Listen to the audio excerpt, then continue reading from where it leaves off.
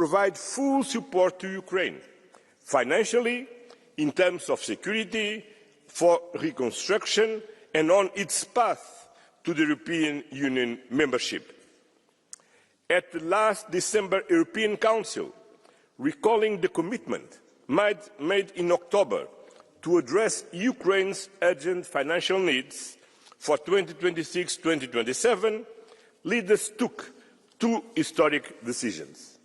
First, we approved a 90 billion common European loan, backed by the European Union budget, to cover Ukraine's financial needs over the next 2 years.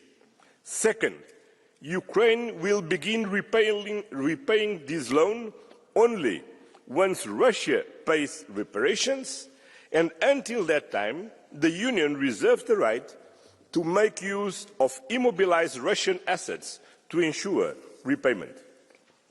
So, on Ukraine, we committed and we delivered, because in times of crisis, the European Union steps up, assumes its responsibilities and acts decisively. Ladies and gentlemen, the third way for Europe to become stronger and more sovereign is to prosper economically.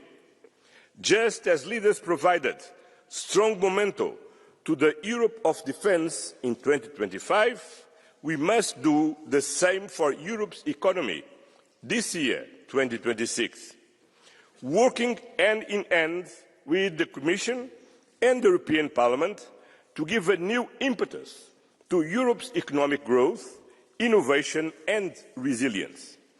We must deliver for our citizens on quality jobs, wages and housing affordability, because social cohesion and prosperity are two sides of the same coin.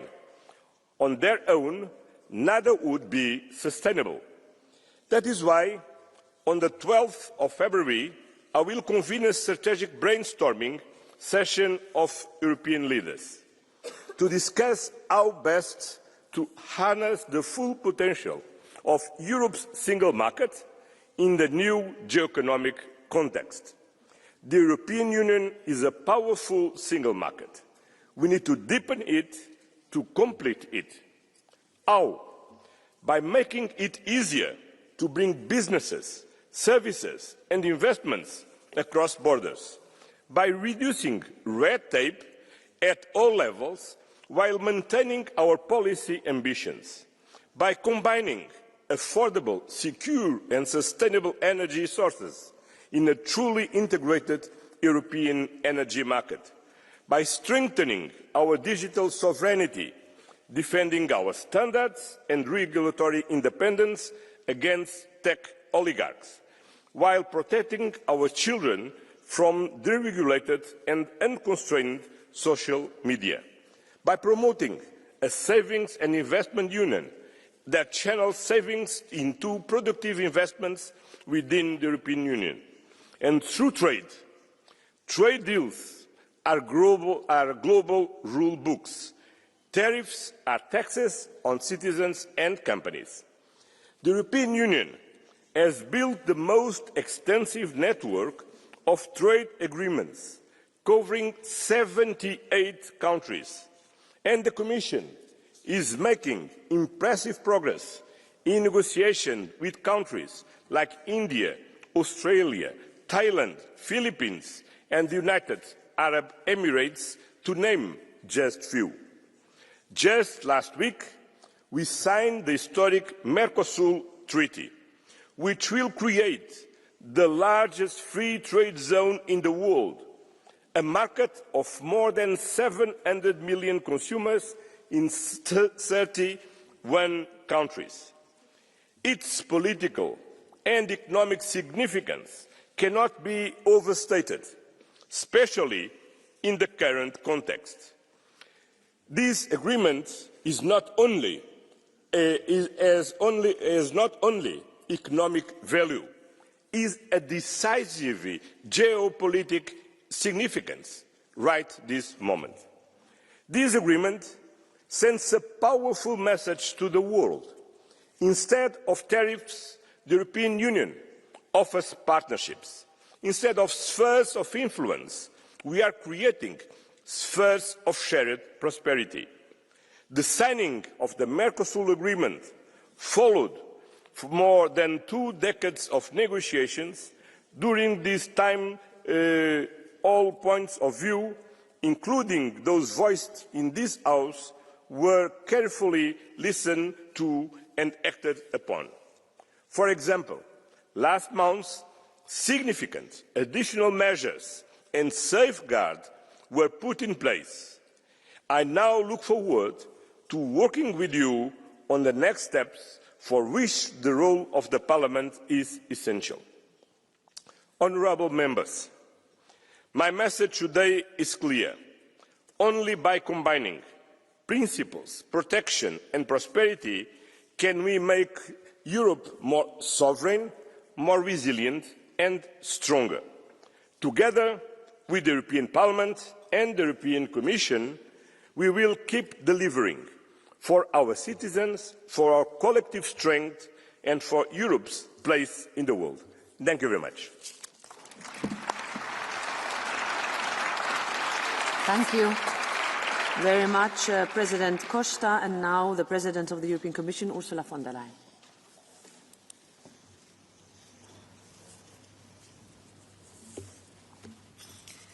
Thank you very much, Madam President, dear Roberta, Mr. President, dear Antonio, honourable members. Let me start by conveying my deepest condolences to the families and friends of the train accident in Spain. Our thoughts are with them. Honourable members, since I stood last time here in this plenary, we have witnessed events that have shaken the world. From the nationwide protests and repression across Iran, to the seizing of shadow fleet tankers in the North Atlantic, from the volatile situation around the Arctic and Greenland, to the relentless bombing against Ukrainian civilians and infrastructure, from the tensions in the Middle East to the Indo-Pacific.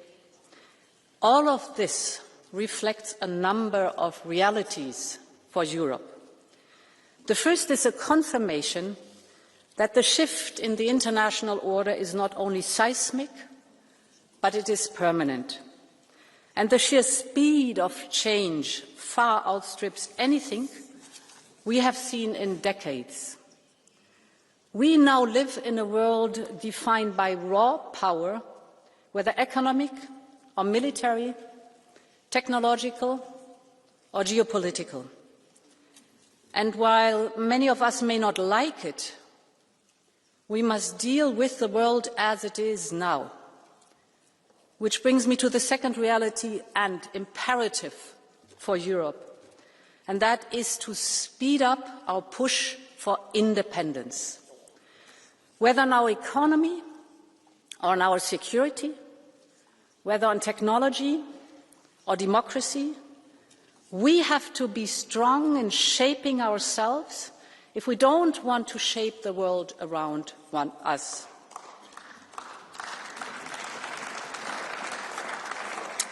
In this increasingly lawless world, Europe needs its own levers of power, and we know them: a strong economy, a thriving single market, one that can do business in different markets and can compete all around the world, a strong innovation and technology capacity, united societies with high levels of education, talent and health systems, and above all, a real capacity to defend ourselves. This is what European independence is all about. It is not about anyone else. It is not driven by the recent event. It is about a need and an opportunity for us to build a stronger union. We are already moving in this direction, but the speed of change requires a new approach from Europe. We will need a departure from Europe's traditional caution, just like we did on energy, on recovering from the pandemic with Next Generation EU, or like we are doing now with defence, with SAFE, or on supporting Ukraine. The world is changing faster, so does our mindset. So our institutions, governments and society, all of us, must transform the ways in which we think and act. And allow me to touch on a number of points which I believe will be critical. It starts with security, and in particular the situation in the Arctic. Greenland is not just a territory in a key region of the world map and a land rich in critical raw materials, a strategic outpost on emerging global sea routes. It's all of these things. But above all, Greenland is home to a free and sovereign people. It is a nation with its sovereignty and its right to territorial integrity, and the future of Greenland is only for the Greenlanders to decide.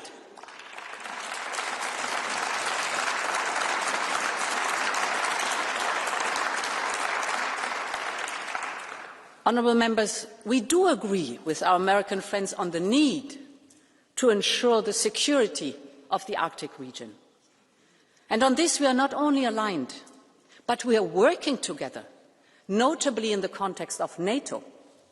Finland, for example, is working with the United States on icebreakers, a key piece of equipment in the context of operations in the High North.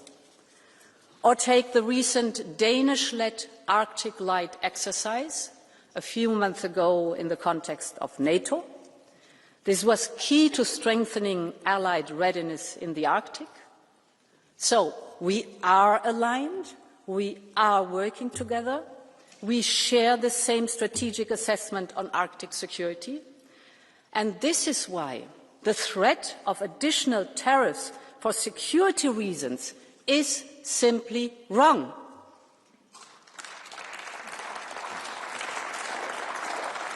If we are now plunging into a dangerous downward spiral between allies, this would only embolden the very adversaries we are both so committed to keeping out of the strategic landscape. Later this week, leaders will meet to discuss our response at the European Council. We are at a crossroads. Europe prefers dialogue and solutions, but we are fully prepared to act, if necessary, with unity, urgency and determination. But beyond this, we need our own strategic approach. This is why we're working on a package to support Arctic security. The first pillar will be a massive European investment surge in Greenland, in particular to further support the local economy and infrastructure. This will build on what we have already done. 2 years ago, before this all happened, I was in Nuuk to open our first office there. And in the next European budget, we have already proposed to double our financial support to Greenland, but of course we must do more and do it faster. Second point, we will work with the United States and all partners on wider Arctic security. In particular, I believe we should use our defence spending surge on Arctic-ready equipment and strengthen our security arrangement with partners such as the UK, Canada, Norway, Iceland and others. Finally, I believe Europe itself needs to reassess its wider security strategy. This should look at what is needed to adjust to today's new realities. Many of you have worked on various national and European security strategies, some of them in the recent past, but the world has changed so fast and Europe now has to change with it. Honourable members, when it comes to security, it is more important than ever that we keep focusing on Ukraine, because our European security and our European independence hinges on what happens next. It is now almost 4 years since Russian tanks rolled into Ukraine. Peace talks are now ongoing, and we are recognising the efforts the US is doing in this region. But while these efforts intensify, so does Russia's attacks. So Europe will continue to support Ukraine in every way, and this is why it was so important that in the last European Council we agreed to jointly raise 90 billion euros for Ukraine. Europe has taken clear responsibility for Ukraine's need, both civilian and military, and this 90 billion euros shows our unfaltering commitment and solidarity, and we will stand with Ukraine until there is a just and lasting peace.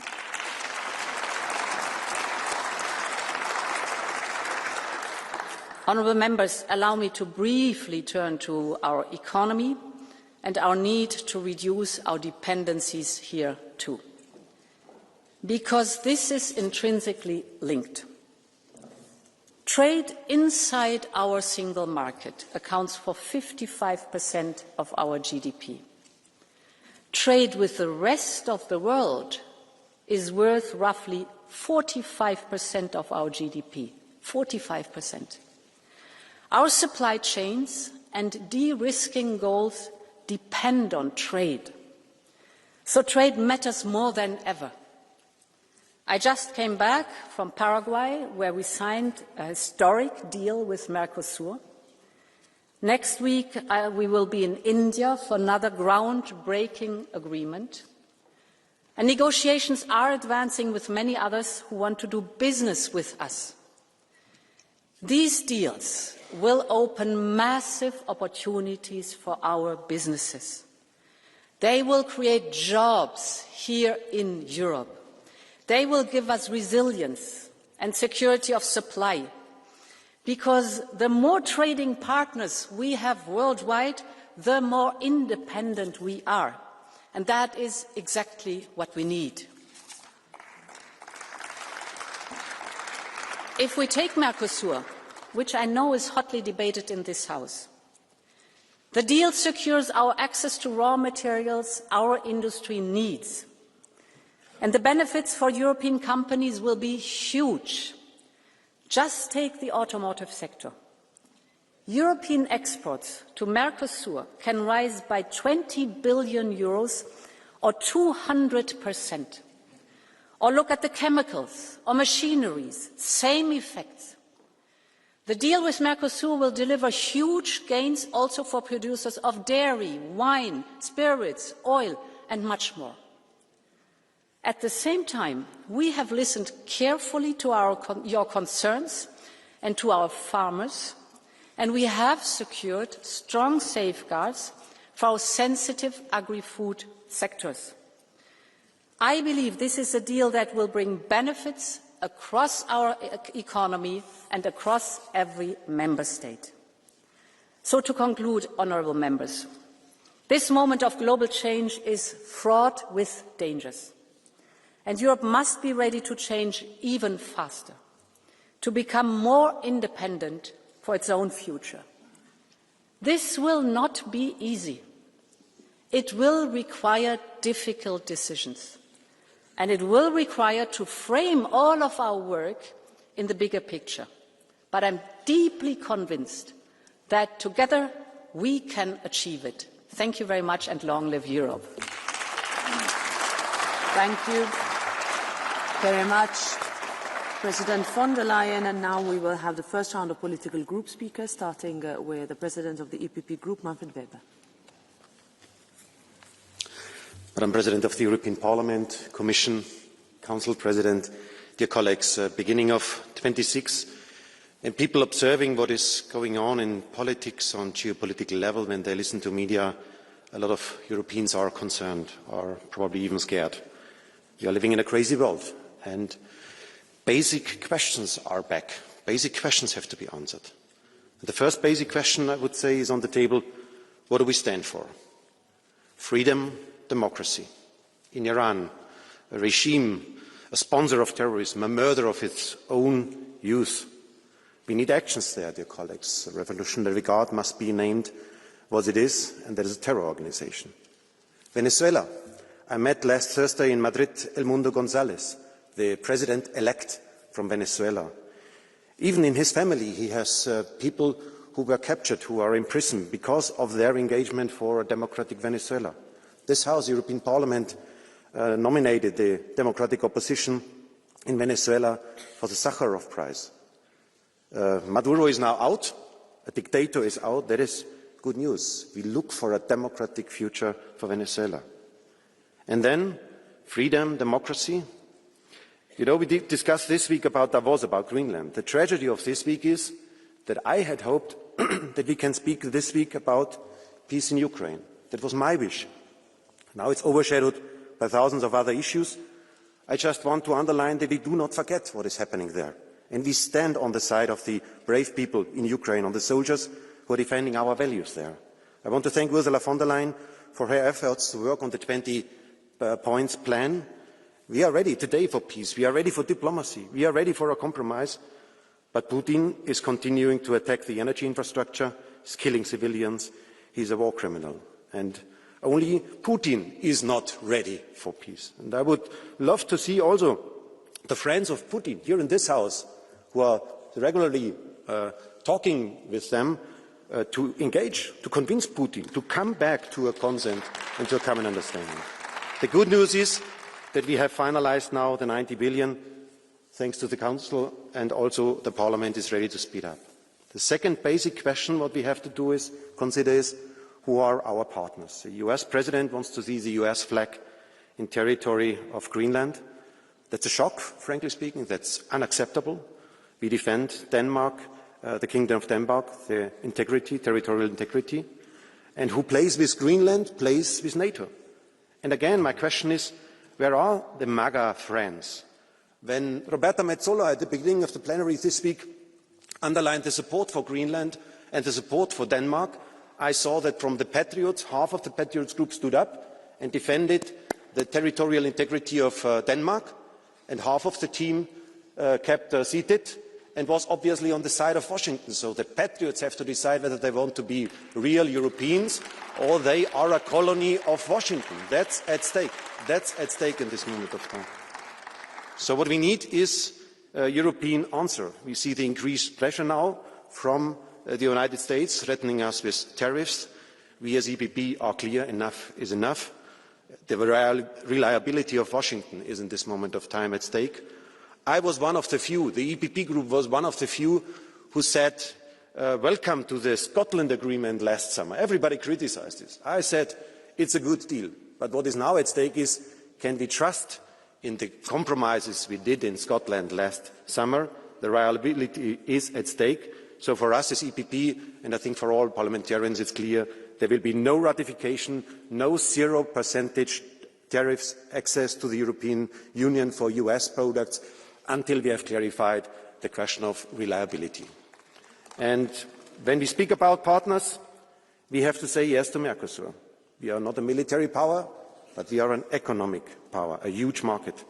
And when even Lula and Milei can agree on the idea that together we are stronger as Europeans and South Americans, then I think everybody must understand what is at stake.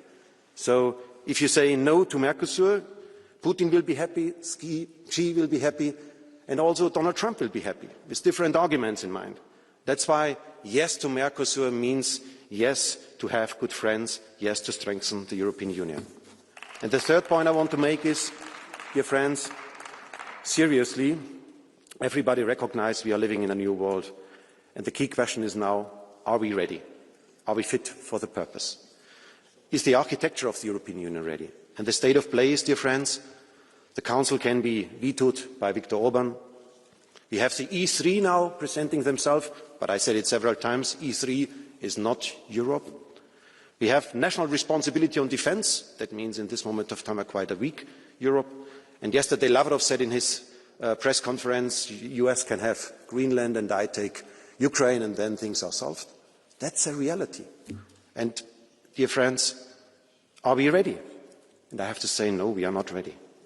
Imagine for a second we would have really one voice where unanimity is gone. Imagine for a second we would be in a situation that we are coming back to the founding fathers of the European Union, building up a true defence union in the European Union. Dear friends, we have to stop to discuss the actual tweet and we have to begin to discuss making Europe strong again. That is what is at stake. And populism can only be answered if it solves the problem of the citizens on economy, on migration, but also the real point is to show leadership. So that's why we have a huge responsibility. Let's reassure freedom and democracy. Let's find new partners in the world, and let's make Europe ready for the future. Thank you. Thank you very much, Mr. Weber. And now the President of the S&D Group, Irache García Pérez. Go ahead. Gracias, Presidenta. Y quería, por supuesto, comenzar agradeciendo al Presidente Costa y a la Presidenta von der Leyen por sus palabras de solidaridad con el pueblo español, a las que me sumo en apoyo a todas las víctimas y los familiares de los accidentes de tren ocurridos en estos últimos días. Hace un año que Donald Trump regresó al poder y con él regresó una idea peligrosa, que el orden internacional es un estorbo y que la ley del más fuerte puede sustituir al derecho.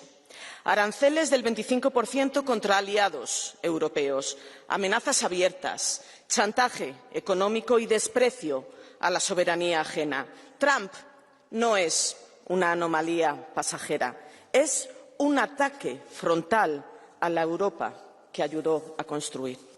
Y frente a sus ansias imperialistas, Europa no puede dudar, no puede esconderse, no puede callar, porque Trump solo entiende el lenguaje del poder y Europa tiene poder económico, tiene poder comercial y político. La pregunta es si estamos dispuestos a usarlo.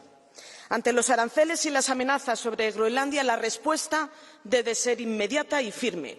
Suspender las negociaciones del acuerdo comercial con Estados Unidos, activar el instrumento anticoerción y reforzar la presencia militar en Groenlandia. Y preparar con urgencia un plan para que la Unión Europea esté en condiciones de responder si Dinamarca solicita la asistencia prevista en el artículo 42.7 del Tratado. Señora von der Leyen, Groenlandia no es solo un asunto de la OTAN, también es responsabilidad de la Unión Europea y, como tal, debemos asumirla y no mirar hacia otro lado. Y lo mismo ocurre con América Latina. No bastan declaraciones genéricas. Hay que decirlo sin ambigüedades. La agresión de Trump contra Venezuela y sus amenazas de uso de la fuerza contra países como Colombia, Cuba, México, Panamá y Canadá son inaceptables y son ilegales. Y Europa no puede normalizarlas, porque América no es propiedad de Trump, es propiedad de sus pueblos y sus gentes. En Venezuela, Trump ha dejado claro su objetivo y no es la democracia, es el petróleo. Lo demuestra despreciando a la oposición democrática venezolana y anunciando el control estadounidense sobre la industria petrolera venezolana. Ese es su único interés. Nuestra posición debe ser clara: condenar la violación del derecho internacional y, al mismo tiempo, implicarnos activamente para facilitar un proceso de transición democrática real. Señora von der Leyen, se lo advertí en el Pleno de diciembre y hoy se confirma. La política de apaciguamiento y complacencia frente a Trump no funciona. Cuando no se responde a tiempo, el problema se agrava. ¿Cuántas provocaciones más hacen falta para reaccionar? Y permítame también ser clara con respecto a Gaza. La llamada Junta de Paz que promueve Trump no es un proyecto de paz, es un negocio al servicio de sus amigos. Si de verdad queremos la paz, Gaza debe de ser gobernada por la autoridad palestina, no por un consejo para repartir poder e influencia. Y, señor Weber, el tiempo ha demostrado que se equivocó. Nos acusó de romper la coalición europeísta por oponernos al infame acuerdo arancelario con Trump. Y hoy estamos en esta situación, pero nunca es tarde para volver al lado correcto. Igual que nos entendimos y trabajamos por unidad para defender a Ucrania, porque era defender Europa, ahora tenemos que trabajar por esa unidad para defender la soberanía europea.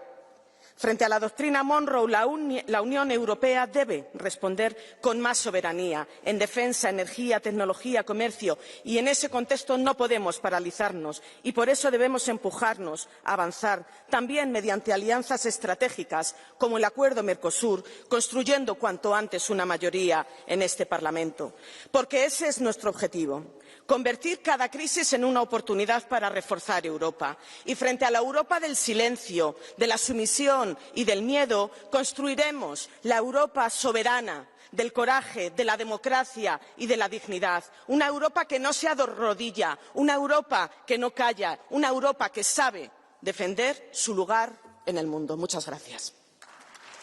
Thank you very much. Now I give the floor to the chair of the PFE group, Jordan Bardella.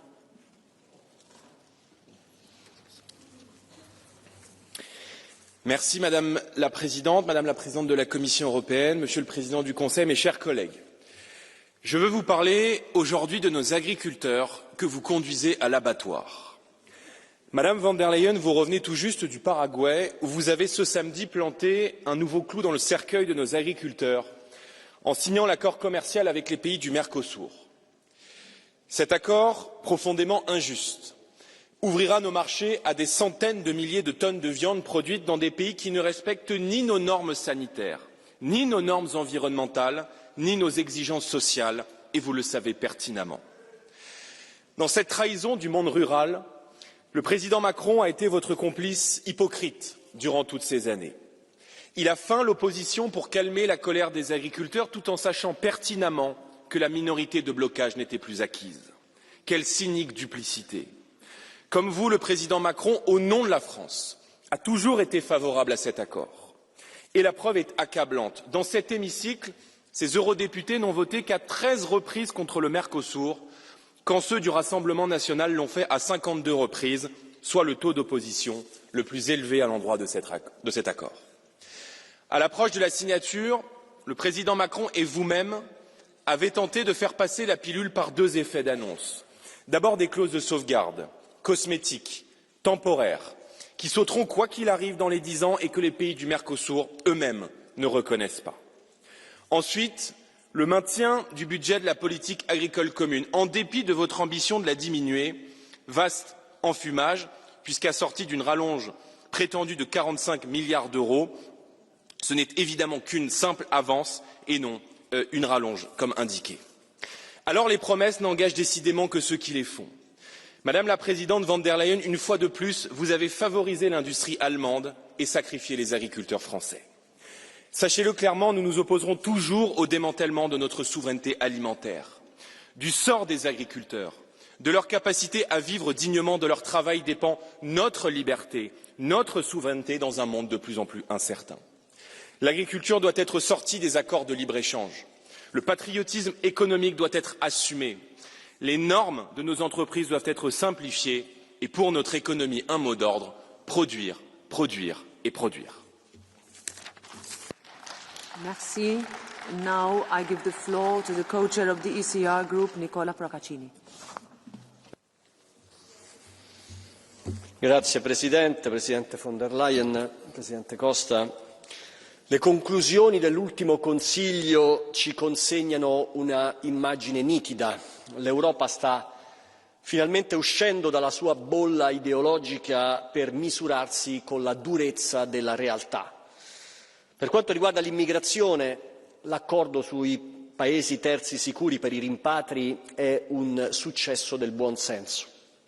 Stiamo cominciando a sottrarre il governo dell'immigrazione ai trafficanti di esseri umani e all'incertezza delle interpretazioni giudiziarie, riportandola dove deve stare, cioè nell'alveo della responsabilità politica.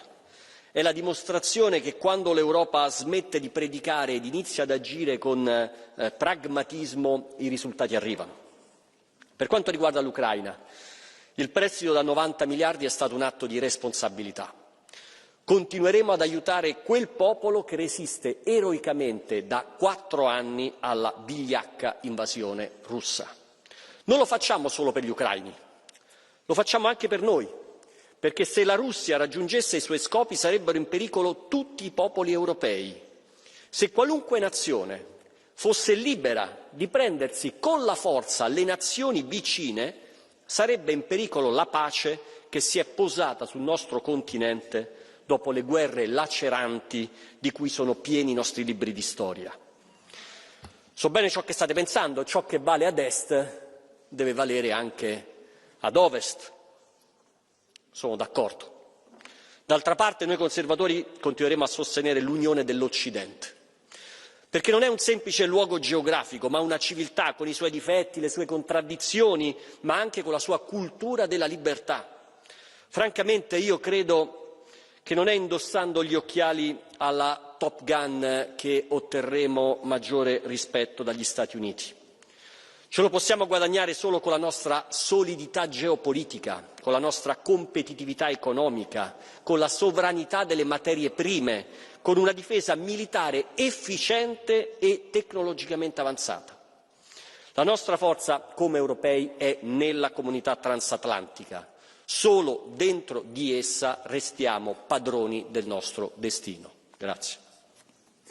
Grazie. Now I give the floor to the chair of the Renew Europe Group, Valérie Hayer.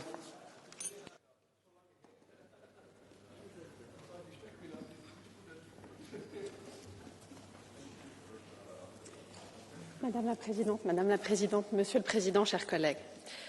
Je voudrais commencer cette intervention par un message de soutien et de solidarité avec les Iraniennes et les Iraniens. Les manifestations contre le régime ont fait place à une répression d'une violence inouïe, à des massacres. Ce régime doit tomber.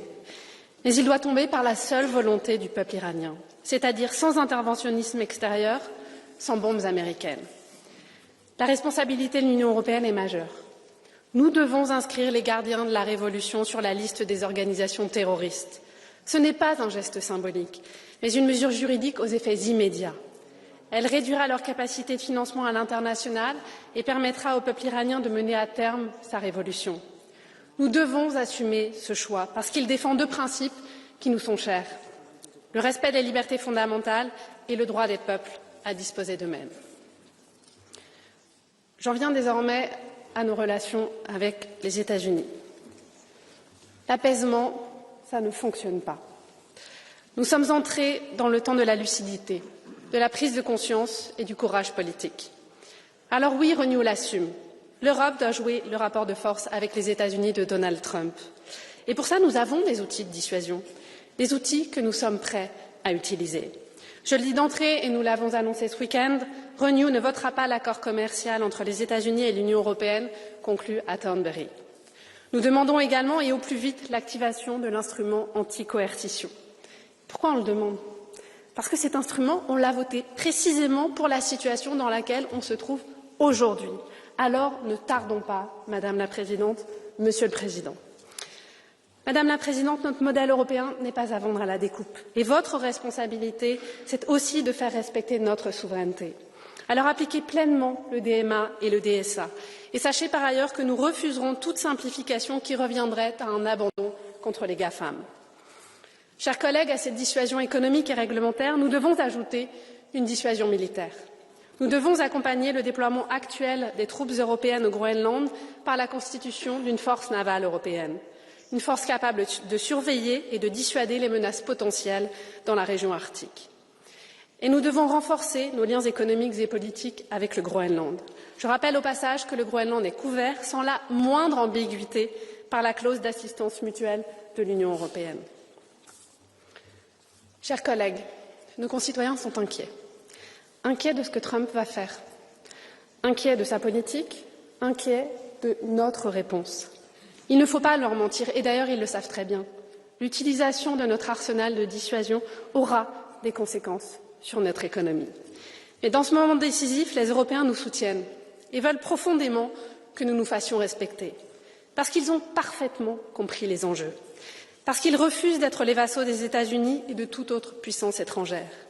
Et notre responsabilité, ça n'est pas d'hésiter, c'est d'être dans l'action. Et regardez la situation. Donald Trump est élu depuis 1 an. Et qu'est-ce qu'on voit depuis? Un président américain qui veut nous humilier, qui veut nous soumettre, qui veut utiliser l'extrême droite ici, dans ce Parlement européen, pour détruire l'Europe. Et moi, je voudrais poser une question à M. Bardella. Je vous entends, vos discours sur le Groenland aujourd'hui. Ça va, vous êtes à l'aise? Vous êtes à l'aise à tenir ce discours aujourd'hui, alors que vous avez été, avec votre groupe, l'un des premiers supporters de Donald Trump? Alors que vous avez dit, je cite, que son élection était un vent de liberté sur nos démocraties. Mais Monsieur Bardella, Donald Trump, c'est quoi aujourd'hui?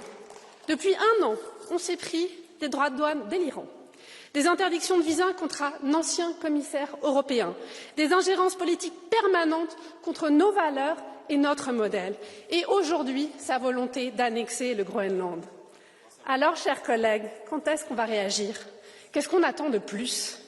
Je le dis à nous tous ici au Parlement, à vous, Madame la Présidente, à vous, Monsieur le Président du Conseil, à nos chefs d'État et de gouvernement, nous n'avons pas le luxe d'attendre. Et demain, il doit absolument sortir quelque chose du Conseil européen, Monsieur le Président, parce que c'est notre crédibilité qui est en jeu. Alors n'ayons pas la main qui tremble et soyons à la hauteur de ce défi historique. C'est le moment de l'indépendance européenne. Je vous remercie. Merci. Now the co-chair of the Greens Group, Terry Reintke. Thank you, Madam President, Madam Commission President, Mr. Council President, dear colleagues. Greenland is not for sale. The Greenlanders have made that abundantly clear. And Europe will defend an international rules-based order and stand by Greenland and Denmark. And colleagues, let's be honest, this is not yet another diplomatic dispute between the White House and the European Union. Trump wants to destroy the foundation on which we built peace and cooperation, freedom and democracy over the past decades, international law and international institutions. And why does he attack Europe and the European Union head-on in this? We are democracies, we are close economic partners, we are even NATO allies of the US. Because the EU can be a global force for democracy and rule of law if we can work together. Colleagues, we have a single market, a force of global strength. We have a social model which might need reforms, but delivers universal health care, mandatory rest days and workers' representation to our citizens. Because we have a European Court of Justice that stands firm even in difficult times. Trump does not attack us because he thinks we are weak and irrelevant. He attacks us and tries to destroy the European Union because we have the potential to be strong in this world. So, colleagues, let us be strong. Let us use our tools in this crucial moment by not giving in to blackmail, by using the anti-coercion instrument, by becoming world leaders in green technology, by enforcing our digital rules also against the tech oligarchs in the US, by finally introducing a proper taxation on digital services so that these tech oligarchs can pay their fair share, by building a strong and independent European defence sector. It's true, Europe can no longer afford illusion. Against chaos, we defend a world order based on rules. Against egoism, we choose cooperation based on mutual respect. And it's true, it's not only Europe, it's Canada, it's Australia, it's South Korea, it's Japan, it's countries across the world that want to work together with us. And against brutality, dear colleagues, and brutality we can see every day on the news at this time, we stand united in the defence of our values. This, colleagues, is the European way, and this is the way that we have to defend right now. Thank you very much. Thank you very much. And now the co-chair of the Left Group, Manon Aubry.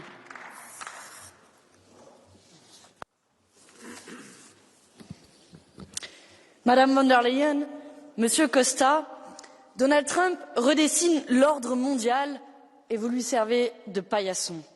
Le président de la première puissance mondiale menace d'annexer un territoire européen, transforme la carte du monde au gré des intérêts d'une oligarchie et menace plus que jamais la paix et la sécurité. Mais, Madame von der Leyen, Monsieur Costa, votre responsabilité dans cette situation est immense. Vous avez systématiquement minoré le danger de la politique de Donald Trump. Pire, vous n'avez eu de cesse de faciliter l'expansion de son projet impérialiste. Car c'est bien vous, Madame von der Leyen, qui posiez tout sourire l'été dernier pour sceller un accord commercial totalement asymétrique qui reléguait l'Union européenne au rang de succursale des États-Unis. Nous vous avertissions déjà que Trump n'allait pas s'arrêter là. Vous nous promettiez prospérité et stabilité. Résultat, aujourd'hui, il reprend de plus belle sa guerre commerciale. Et non, ce n'est pas avec un accord de libre-échange avec le Mercosur qu'on va être sauvé, que vous tentez de nous imposer ici par la force. Courber les chines, cajoler Trump, voilà ce que l'Union européenne fait de mieux. Trump nous humilie et vous tendez l'autre joue. Mais même lorsqu'il provoque, intimide, attaque, oui, Madame von der Leyen, les ambitions impérialistes de Donald Trump au Groenland ne sont que les miroirs de la lâcheté de l'Union européenne. La servilité ne produit rien d'autre que l'extension de la loi du plus fort. Lorsque les États-Unis ont attaqué illégalement le Venezuela et kidnappé Nicolas Maduro, vous avez applaudi l'agresseur plutôt que de prendre le parti du droit international. Avec votre bénédiction, les États-Unis menacent aussi d'intervenir en Iran. Mais je vous le dis, la révolte du peuple iranien, réprimée dans le sang, ne veut ni des mollahs, ni du Shah, ni de Donald Trump.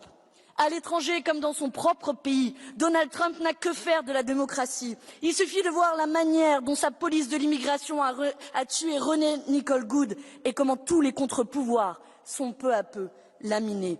Son seul intérêt est le pouvoir et la captation des ressources naturelles.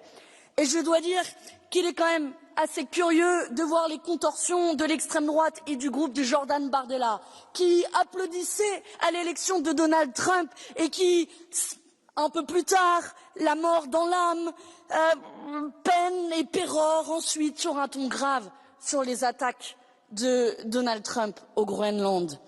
Jordan Bardella, souvenez-vous de ce moment où vous affichiez fièrement aux côtés de Donald Trump. Donald Trump est-il toujours votre allié? Madame von der Leyen, vous continuez de considérer comme un ami un pays qui n'a à votre égard que des marques d'hostilité. Vous persistez à appeler allié un chef d'État qui est une menace pour la paix. Oui, une menace pour la paix. Les États-Unis se sont retirés de pas moins de 31 organisations des Nations Unies. L'ONU, justement, auquel Donald Trump entend substituer un conseil pour la paix et une justice privatisée au service des puissants. Le droit international vacille, il est attaqué de toutes parts. Vous avez vous-même, Madame von der Leyen, contribué à saper ses fondations en refusant de sanctionner l'État d'Israël et rendant l'Union européenne complice du génocide du peuple palestinien. Madame von der Leyen, nous refusons de devenir le 51e État des États-Unis. Il est venu le temps de cesser d'agir en vassal et de sortir de notre dépendance des États-Unis.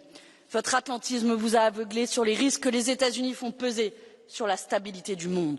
Au point où vous en êtes, postulez pour devenir secrétaire d'État de Donald Trump et partez. Nous nous occuperons de défendre les intérêts des Européens et la paix. I give the floor now to the chair of the ESN Group, Rene Aust.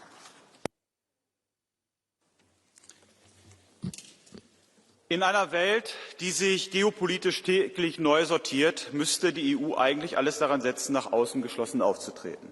Doch es ist die Europäische Union selbst, die diesen inneren Zusammenhalt immer wieder torpediert. Übergriffigkeit, Zentralismus, Bevormundung der Mitgliedstaaten. Statt sich auf das Wesentliche zu konzentrieren, Binnenmarkt, Schutz der Außengrenzen, Organisation der Verteidigungskooperation, die in den vergangenen 15 Jahren sträflich vernachlässigt wurde, verheddert sich Brüssel in ideologischen Projekten und übergeht dabei den Willen der Völker, wie zuletzt in Bulgarien. Wir von der AfD haben ein Jahrzehnt lang gefordert, wir müssen unabhängig von den Vereinigten Staaten von Amerika werden. Wir müssen souverän werden. Wir müssen unsere Sicherheitspolitik selbst in die Hand nehmen. Beschimpft wurden wir dafür von den sogenannten Konservativen als Anti-Amerikaner und als Militaristen. Heute wird diese Abhängigkeit, in die Sie uns geführt haben, von den Vereinigten Staaten von Amerika ausgenutzt. Und dann stellen Sie sich hierher und behaupten, Sie seien die Verteidiger der Freiheit und der Souveränität Europas. Das widerspricht der Erfahrung der Geschichte. Europa muss erwachsen werden. Europa muss seine Freiheit und seine Unabhängigkeit schützen. Das geht aber nur, wenn wir mehr Respekt haben vor den Nationen hier in Europa. Wer aber in diesen Zeiten weiter pro Migrationspolitik, pro Genderpolitik, Pro-Klimapolitik betreibt, der macht Politik auf Kosten des europäischen Gedankens. Wir stehen für einen anderen Weg. I give the floor now to Andrzej Halicki, 1.5 minutes. Szanowni Państwo, my w Polsce wierzymy w wolność, wierzymy w demokrację, wierzymy w bezpieczeństwo oparte o prawo międzynarodowe. Dlatego tak bardzo wierzymy, że Europa silna, solidarna, lojalna to jest ta wartość najważniejsza, którą musimy wzmacniać, której musimy bronić. I wszyscy, którzy osłabiają naszą wspólnotę, realizują cele Putina, bo to on zagraża międzynarodowemu bezpieczeństwu, zagraża nam, Europejczykom i mówi to wprost. Wszyscy, którzy chcą Europy słabszej, de facto są jego współpracownikami. I chciałem powiedzieć, że bardzo ważnym jest partnerstwo. Jeżeli mamy transatlantycki sojusz, to jako wiceprzewodniczący Europejskiej Partii Ludowej odpowiedzialny za politykę zagraniczną muszę powiedzieć jedno. Ani państwa członkowskie, ani my tu w Parlamencie, ani żaden Europejczyk nie podda się szantażowi. Jeżeli prezydent Trump mówi, że chce wzmocnić bezpieczeństwo Grenlandii, to odpowiedź jest bardzo prosta. Tak, razem z założycielem Sojuszu Północnoatlantyckiego Danią, ale także z każdym innym państwem członkowskim tego sojuszu będziemy bronić każdego centymetra ziemi przed agresją rosyjską, bo to czy jakąkolwiek inną, bo taka jest podstawowa zasada partnerstwa w sojuszu. To jest tak proste i oczywiste, że jeżeli ktoś mówi inaczej, to nic dziwnego, że musimy postawić duży znak zapytania nad efektywnością takiego sojuszu. Dlatego Europa musi być, jeszcze raz powtórzę, silna, zjednoczona i siłą naszą jest także jednomyślność. Jeżeli Viktor Orban próbuje nas osłabić, to Europa się nie da rozegrać Viktorowi Orbanowi, za chwilę będzie przeszłością. Ale nie możemy się poddać żadnemu innemu politykowi, który będzie próbował osłabiać naszą jedność. Solidarna, zjednoczona Europa zwycięży. Thank you very much. Now Kathleen van Bremt, 1.5 minutes. Dank u wel, voorzitter. Collega's, we are under attack. Onze veiligheid, onze welvaart, onze integriteit en eigenlijk het voortbestaan van onze Unie staan vandaag op het spel. Maar genoeg is genoeg. Ik denk dat velen dat hier al gezegd hebben. Het beleid van het sussen van Trump, hem gelijk geven of een slecht akkoord, ja, beste EVP'ers, een slecht akkoord op handel aanvaarden, die tijd moet nu echt gedaan zijn. We laten onze industrie, onze arbeiders, onze soevereiniteit, onze toekomst niet bedreigen. Nu niet, nooit niet. Laat ons ook stoppen met onszelf kleiner te maken dan wat we zijn. We zijn een economische grootmacht. En we moeten die macht gebruiken. Dus ja, commissie, raad, collega's. Toon leiderschap deze week. Kom uit deze raad met een duidelijke boodschap. Niet alleen aan Trump, maar ook aan onze eigen bevolking. Ja, activeer het antidwanginstrument. Het is onze bazooka om aan de rest van de wereld te tonen dat we er staan en dat we onze economische macht kunnen en willen gebruiken. En uiteraard, kies voluit voor eenheid en soevereiniteit. En bouw die brede coalitie met onze partners wereldwijd. Van Canada tot Indonesië, van Mercosur tot Indië. Dat is het antwoord op Trump. Het is de moment van de waarheid. Please, show, don't tell. Dank u. I give the floor now to Harald Wilimski, 1.5 minutes. Danke sehr, Frau Präsidentin. Meine sehr geehrten Damen und Herren, ich möchte Ihnen etwas Ironie nicht ersparen, weil bei all den geopolitischen Muskelspielen, die Sie da hier betreiben, möchte ich Sie daran erinnern, dass diese Europäische Union seit vielen, vielen Jahren nicht einmal in der Lage ist, hier im Parlament in Straßburg oder im Parlament in Brüssel für Warmwasser zu sorgen. Und ich gehe mit der Ironie weiter. Was machen Sie denn bei all Ihren Muskelspielen? Setzen Sie sich oder beauftragen Sie irgendwelche Soldaten in strombetriebenen Panzern mit einer Regenbogenflagge und einer EU-Flagge, Putin und Trump gleichermaßen den Krieg zu erklären? Das geht doch alles nur ins Lächerliche hinein. Und aus meiner Sicht sollten Sie eher daran sich orientieren, was es konkret an Problemen gibt. Wer aller von Ihnen war denn gestern beispielsweise hier vor dem Parlament, als Hunderte oder Tausende Landwirte protestiert haben? Das waren Menschen, die nichts Böses waren. Das waren Menschen, die nicht gegen irgendetwas waren. Das waren Menschen, die nur gebeten haben, ihre eigene Existenz weiterhin zu erlauben angesichts dieses Mercosur-Abkommens, das der heimischen und der europäischen Landwirtschaft wahrscheinlich den Todesstoß versetzen wird. Das ist die falsche Politik. Und während Mercosur noch gar nicht in Kraft ist, geht es jetzt schon weiter Richtung Indien. Das ist Zug für Zug der Tod der europäischen Wirtschaft und auch Landwirtschaft. Und auch der Green Deal, der den Tod der europäischen Automobilindustrie nach sich zieht, ist etwas, das nach innen gerichtet die Kraft Europas mehr und mehr schwächt. Aber es gibt sie noch, die vernünftigen Stimmen in Europa, ob das ein Premierminister Viktor Orban ist, ob das ein Premier Andrej Babiš ist, ob das ein Herr Fico ist, ob das andere bald sein werden, die in dieser Allianz von Mitte-Rechts-Parteien den richtigen Weg gehen. Da liegt die Zukunft. Aber erlauben Sie mir das direkt zu sagen, nicht in dem Weg der Selbstzerstörung, den Sie beschreiten. Danke. Yeah, thank you. Thank you. Next speaker, Billy Kelleher.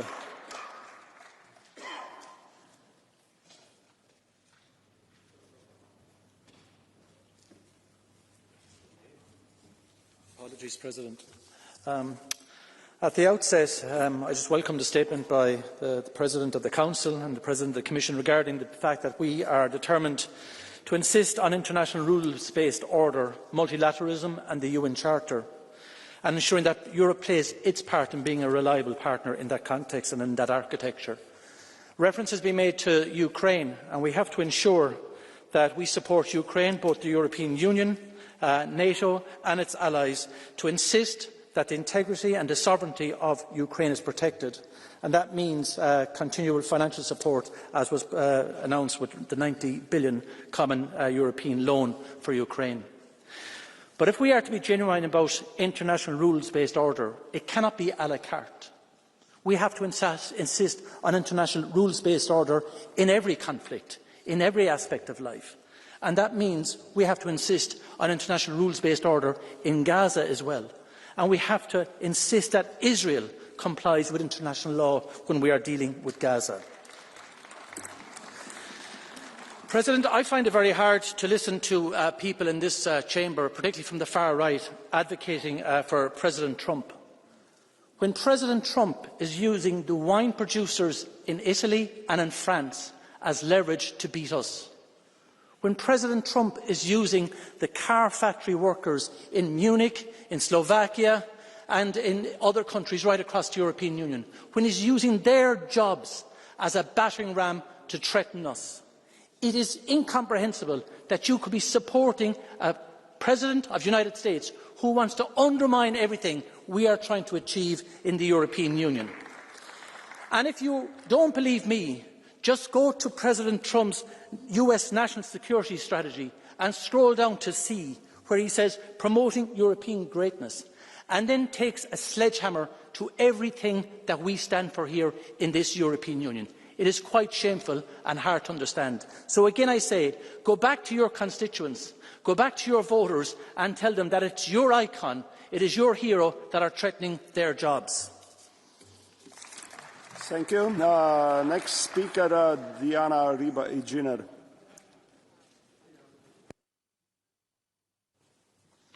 Gracias, presidente. Hoy se hace evidente que la globalización a la cual se entregó la Unión Europea fue una subcontratación de los pilares de nuestra soberanía. Externalizamos nuestra defensa a Estados Unidos, el suministro eléctrico a Rusia y la producción a China. Esta estrategia la hemos pagado muy cara.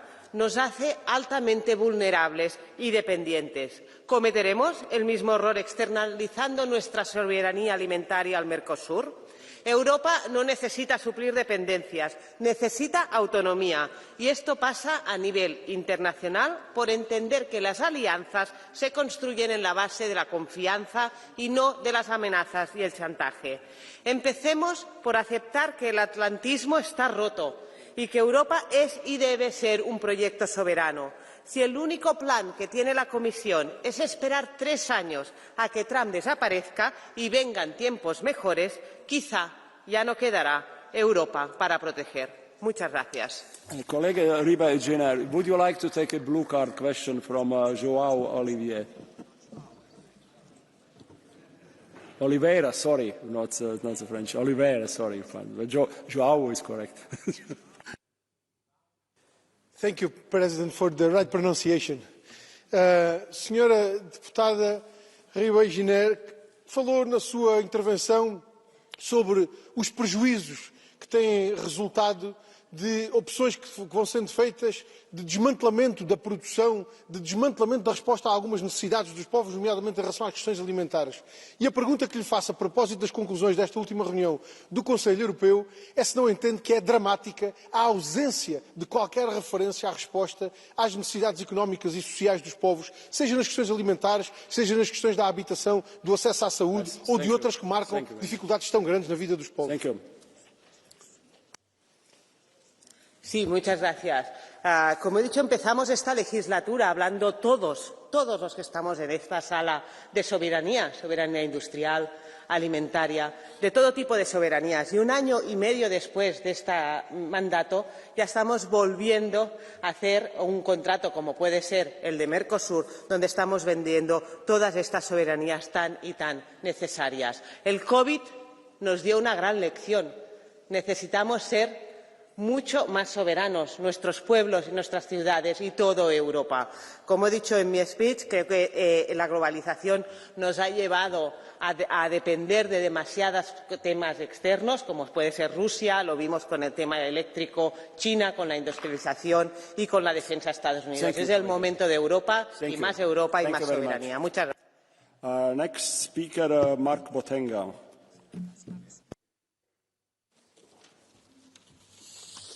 Merci, Monsieur le Président.